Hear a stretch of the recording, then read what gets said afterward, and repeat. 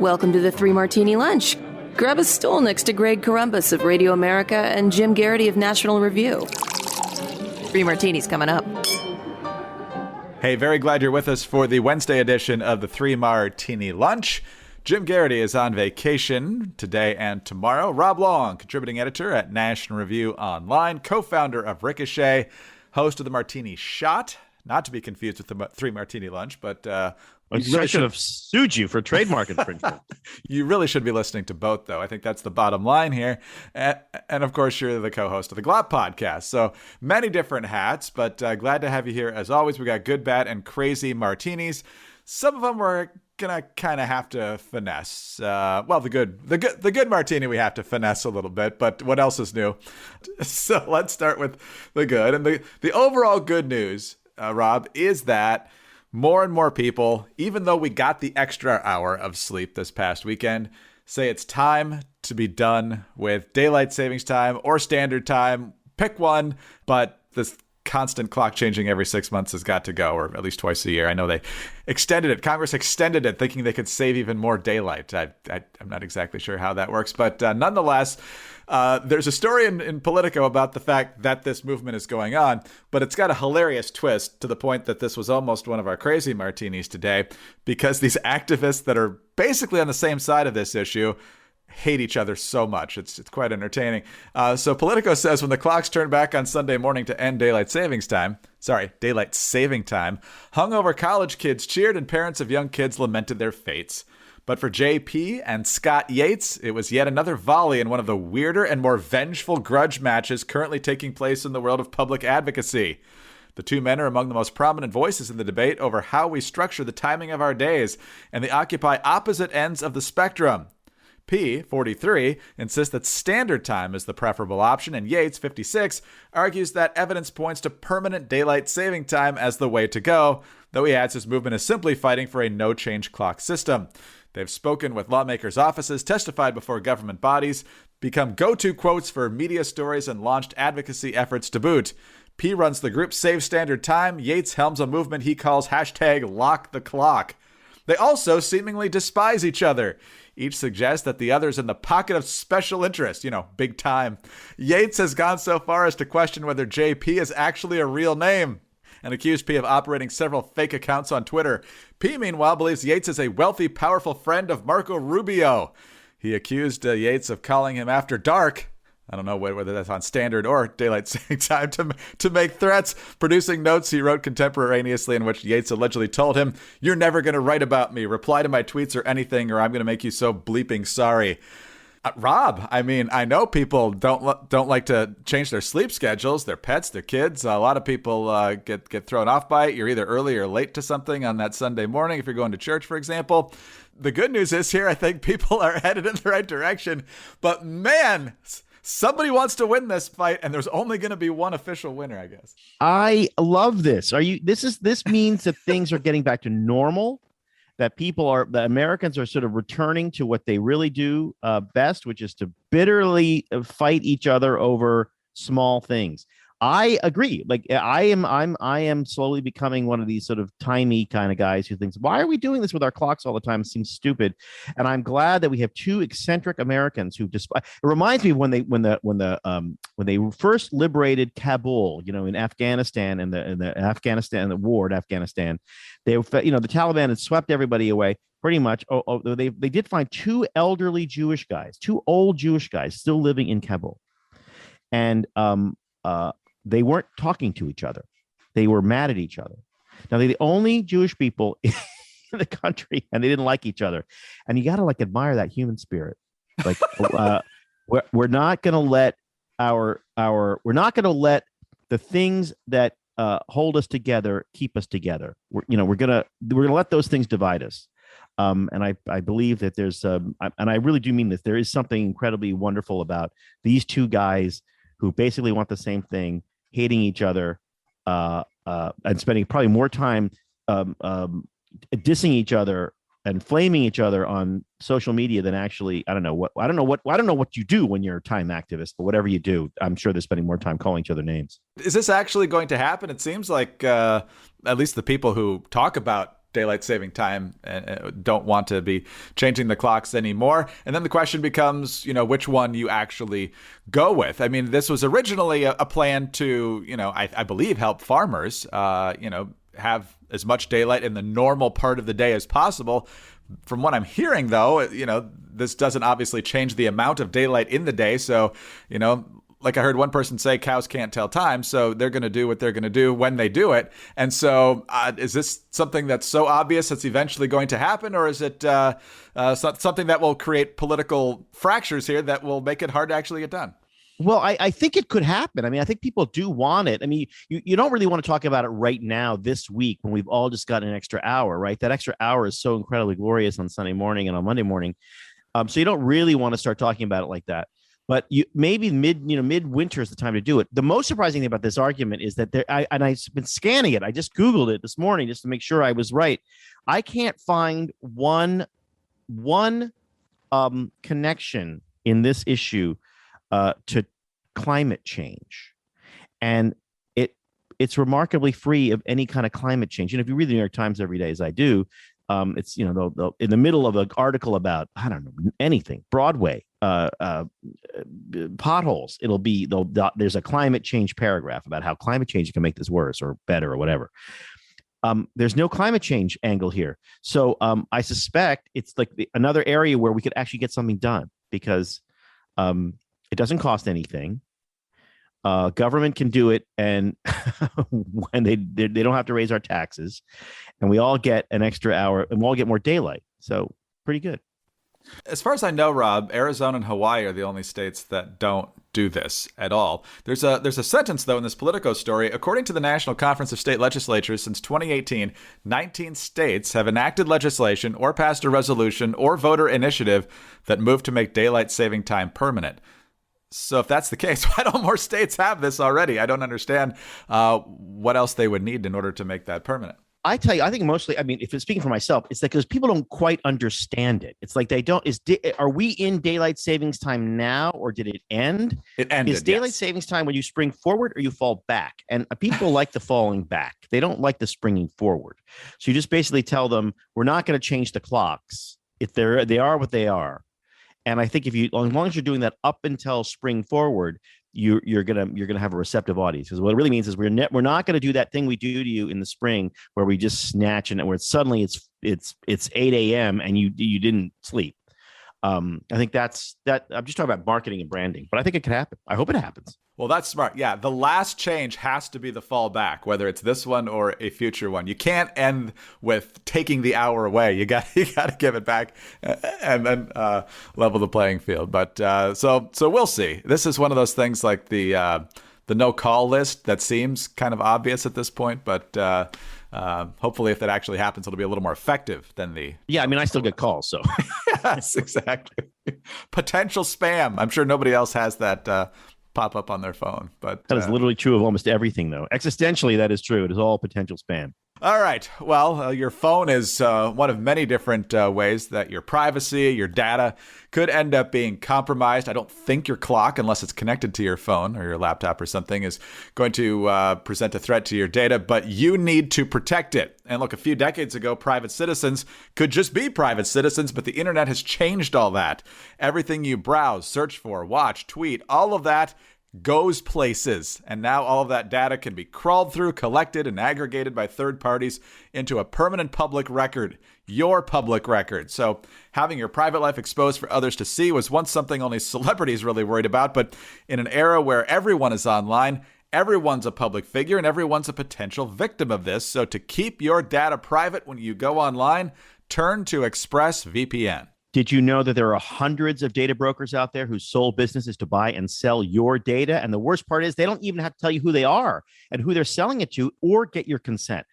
One of these important data points is your IP address, and the harvesters use your IP to identify you uniquely and your location. But with ExpressVPN, your connection gets rerouted through an encrypted server and your IP address is masked. So every time you turn on ExpressVPN, you're given a random IP address shared by other ExpressVPN customers, and that makes it much more difficult for third parties to identify you and harvest your data. The best part is how easy ExpressVPN is to use. I have it. I've been using it. I love it.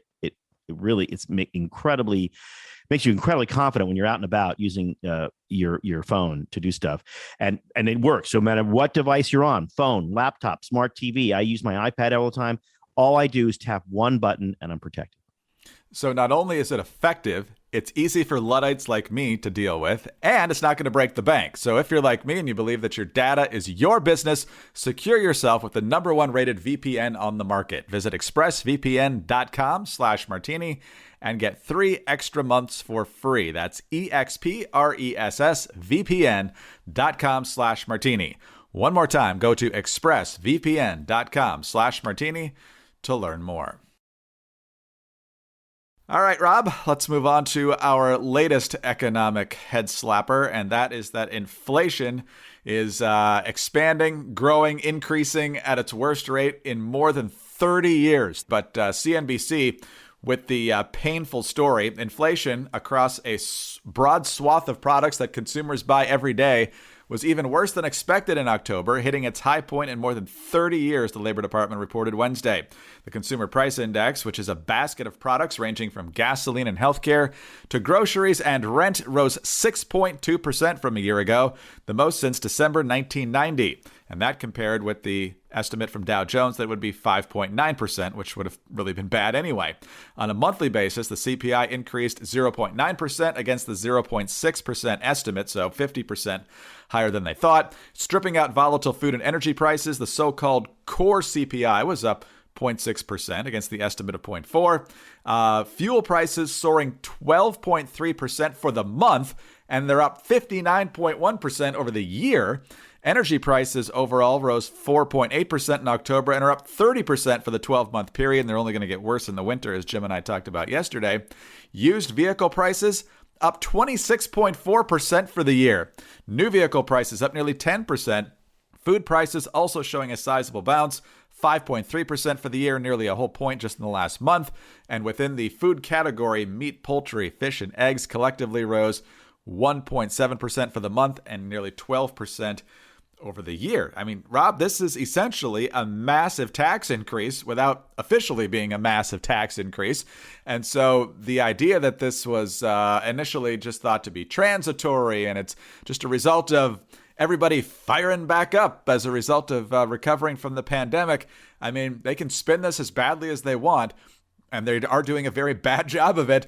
But, I mean, the reality is that this is crushing families, and it's only going to get worse, it looks like. Yeah, I mean, inflation is theft, right? It's when they steal stuff from you, and they steal the value of your dollar. And it's also, I mean, just to be, I mean, you're right, 1990 is probably the most recent high watermark, but that was after, a decade and a half almost of rapid and crippling inflation. We call it, Reagan ran on it, called stagflation. So economic stagnation plus inflation. So the economy wasn't growing, but everything was getting more expensive. I saw this really funny meme, not funny, haha, but a funny meme the other day, which is a guy putting on clown makeup, and as he slowly puts on more clown makeup, he's saying different things. The verse he's saying, there is really no inflation. Then inflation is just temporary. It's about the supply chain. And then as he puts on more clown makeup, he says, inflation is lower actually than we expected. And then the fourth panel, when he's in full clown makeup, he says, actually, inflation's a good thing.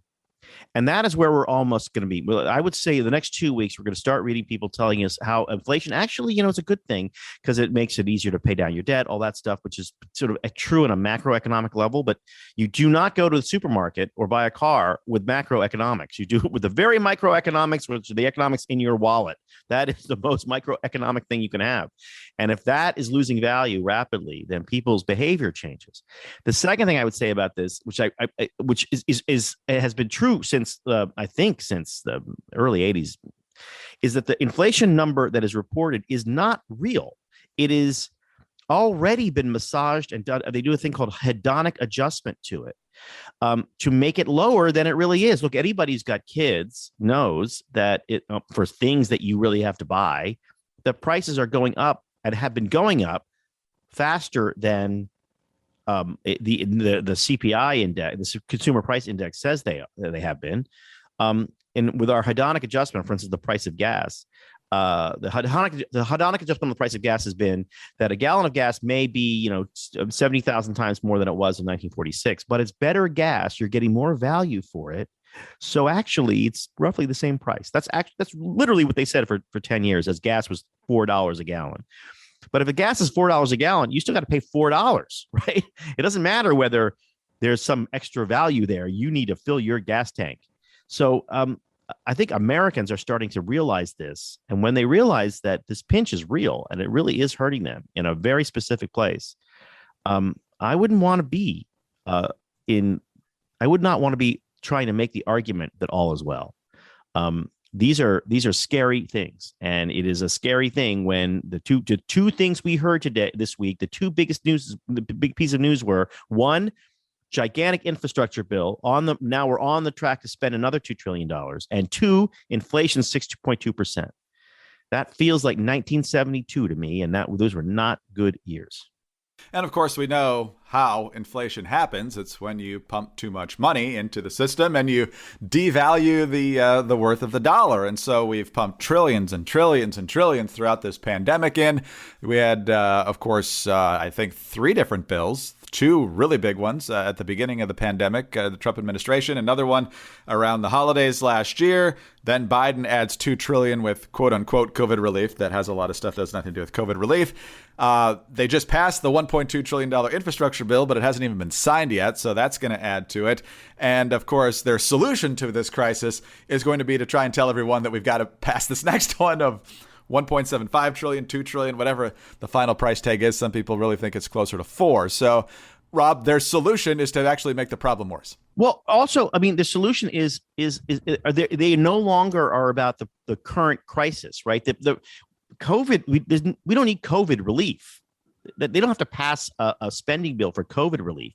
They need to actually relieve us of our COVID regulations. They need to reopen all the schools.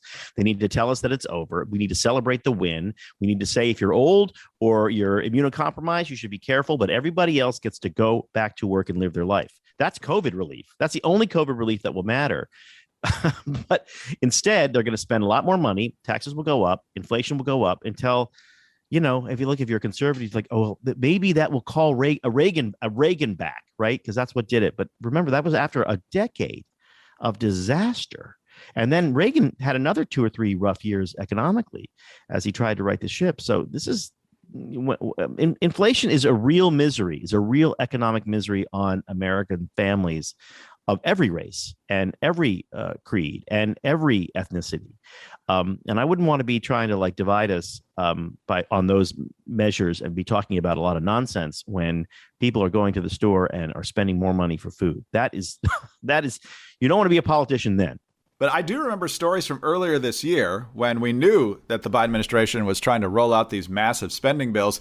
And the argument, I think Politico had the story on it, was, look, Biden's not worried and his staff's not worried about taking the hit on inflation on this because look at the 60s. Lyndon Johnson ran up the price tag on everything, and it was in the Nixon years and Ford and Carter when everything finally hit the fan, and they took the heat for it. So Biden won't pay a price for this politically. How'd that work out already, fellas? That is the most complicated mousetrap. If they have time to devise a contraption of their brain that complicated, then they have time to figure out how to get us out of this mess and how to get the dollar back to sort of normal value. God save us from the political geniuses. They are always wrong. There aren't that many political geniuses. That's the problem. But they all think they're political geniuses. You need to save money where you can right now. And one of the best places to do that and get a quality product, My Pillow. There's nothing better than slipping into bed with their soft, comfortable sheets at the end of a very long day, especially if you're pumping out $40 for gas like I did just before I started talking to Rob today. And I wasn't even on empty. I had a quarter of a tank left. And so My Pillow has the fantastic products for you. They've got their towels. They've got their mattress topper. I love the slippers. But today we're talking about the great deal you can get in their Giza Dream Sheets. For a limited time, you can buy one set and get another set free on any set of Giza Dream Sheets. All you have to do is use our promo code Martini at mypillow.com. These are great sheets. So just imagine sliding to the most comfortable sheets you will ever own, guaranteed, made from the world's best cotton, grown only in a region that I love this, between the Sahara Desert, the Mediterranean Sea, and the Nile River. That just sounds fantastic. Its long staple cotton makes it ultra soft and breathable. These are Cleopatra's cotton sheets. Trust me. Available in a variety of colors, sizes, machine washable, and as always with this company's 60-day money-back guarantee, 1 year limited warranty. That is pretty great for a set of sheets. Absolutely. For a limited time, buy one set, get another set free on all Giza Dream Sheets. Go to mypillow.com, click on the radio listeners square, and use the promo code Martini at checkout. Or call 800-874-0104 and find deep discounts on all MyPillow products, including the MyPillow mattress topper, MyPillow towel sets, and so much more. I love the Giza Dream Sheets. I just mentioned yesterday, the last couple of weeks, spent a couple days in the hotels, and always best to be back with the Giza Dream Sheets. So don't miss this sale of the year. That's mypillow.com, promo code Martini, or call 800-874-0104. Sleep better with mypillow.com.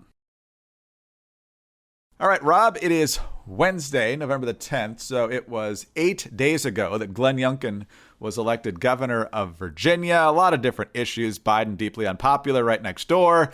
But the big issue that consumed all the attention, of course, was the schools. Terry McAuliffe saying in a debate that parents have no business telling schools what to teach. That went over like a lead balloon, thankfully. But in the reaction to Glenn Youngkin and the whole Republican ticket winning, the narrative in the media is that race and white people being scared was the reason, in this state that twice elected Barack Obama, voted for Hillary Clinton, elected Joe Biden by 10 points, that, they suddenly just went all nativist and sided with the Republicans here. But their big issue was, this critical race theory became such a huge issue. And you know what? It's not even taught in the schools, which is supposedly technically true. I mean, nobody's asking the kids to take out your critical race theory textbook, but all the implements of critical race theory are clearly being pumped into how the schools are run and how they're organized. Equity is, of course, the buzzword of the day. And hats off to your friends over at National Review, Caroline Downey with the story, with the news that Loudoun County Public Schools recently brought in a consultant. That should always make the hair on the back of your neck stand up. But his name is Jamie, or I guess it could be Jaime given his Spanish last name here, Almanzan. He's with Equity Collaborative. That just makes you know this is going to be good. And so he talked about a lot of different things, including about how you need to change kids' minds because you can never change adults' minds. They're too far gone. But here is where he's talking about what schools are for and what teachers are for. If you thought it was about teaching kids important subject material, no, it's not.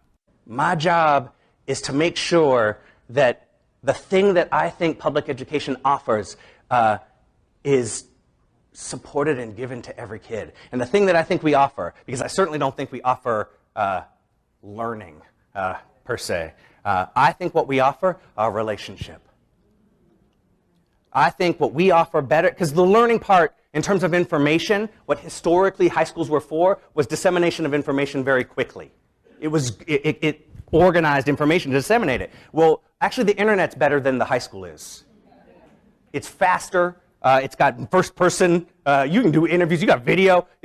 Truthfully, the teacher in relation to dissemination of information is obsolete. But the teacher in relationship to relationship is the thing. What we have is people. And that is gold. That is gold. Figuring out how to capitalize on the people, well, that's the thing.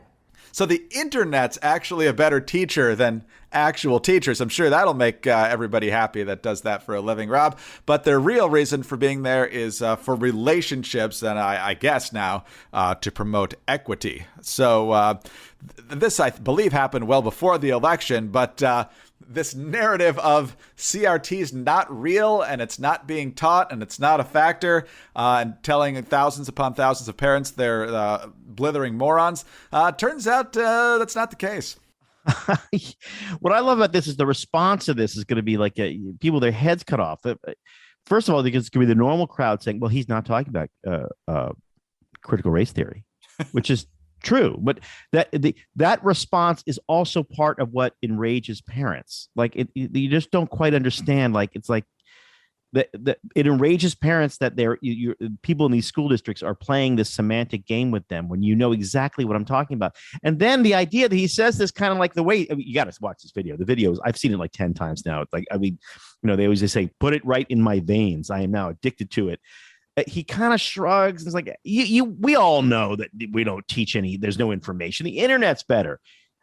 If that is the case, then give parents a voucher to spend on as they wish. If that's the case, just let us do it, or let parents do it themselves. The argument, the solution to all these arguments is school choice, which of course they're totally against. But that is where we are now. And the reason I think this is a great martini in a way is because, first of all, it's really enjoyable to watch, but also I think we're on the brink now. We're close to it. Took a worldwide pandemic. That's how powerful the teachers unions are. But we are on the brink now of a lot more parents saying not only do they think that school choice is a good idea in the abstract, which they already do. Like that's the polling's always said that, but they also think it would work for them right now with their children right now.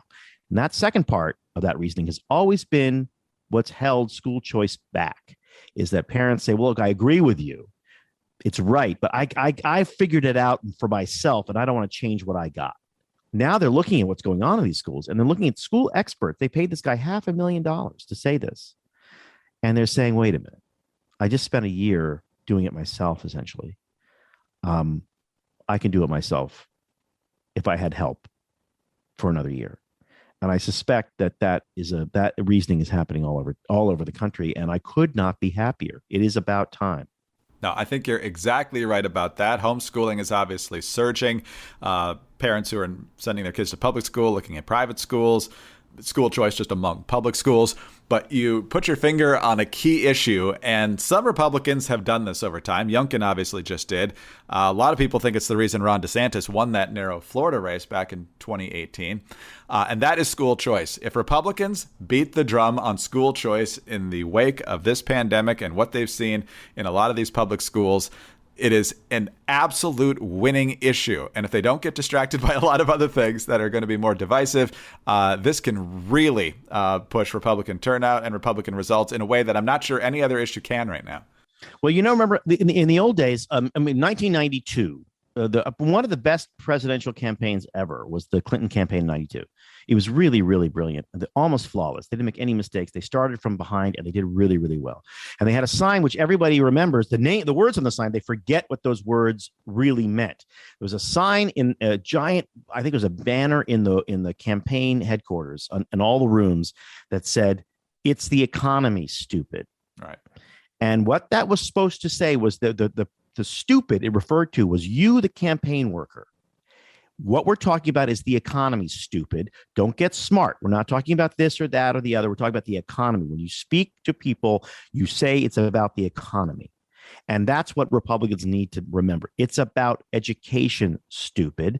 Don't bring up any of the other things. Don't watch Tucker Carlson and talk about that. It's education. And just keep saying that. That's the Glenn Youngkin strategy, and it totally worked. Virginia is not a blue state anymore because it was about education, stupid. And, unfortunately, we have Republicans who tend to like they watch Fox News a lot and they get obsessed with Hunter Biden's laptop. That may be great for Fox News ratings, but it is not the way you win election. It's about education, stupid.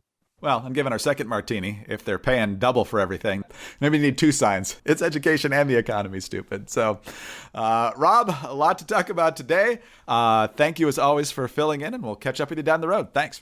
Look forward to it. See you soon. Rob Long, contributing editor, National Review Online, co-founder of Ricochet, co-host of the Glop podcast, host of the Martini Shot, filling in for Jim Garrity today. Jim will be back on Friday. John Gabriel will be in on Thursday. I'm Greg Corombos of Radio America. Thank you very much for being here. Please subscribe to the podcast if you don't already. Tell your friends about us. Always grateful for your kind reviews and your 5-star ratings.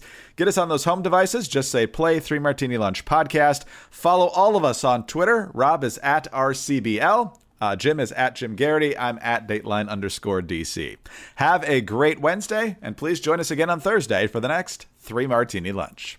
We are living in difficult times where people fear having thought-provoking conversations about pressing issues. And although we're in the midst of an information explosion, there are a lot of forces aiming to distort what's true. I created The Bill Walton Show to provide a forum for in-depth, thought-provoking conversations with leaders, artists, entrepreneurs, and thinkers. Please join me at thebillwaltonshow.com to explore what's true, what's right, and what's next.